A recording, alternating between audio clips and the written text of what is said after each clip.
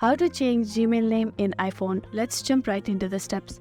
First, you want to go ahead and open Gmail on your phone. Now tap on your profile that is on the top right corner. Then you want to tap on Manage your Google account just below your profile. As you do that, a pop-up will appear where all the settings of Gmail can be done. So here you can see there is different option of home, personal information, data and privacy, security. Here you want to go ahead and tap on personal information.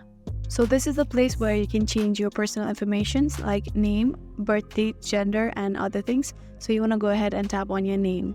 Now as you do that, you want to tap on the pencil-like option just beside your name and nickname. You can also add your nickname. For now, we're just changing our name. So you can put your first name and then your last name.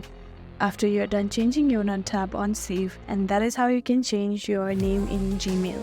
I really hope this video helped you out. Thank you so much for watching till the very end.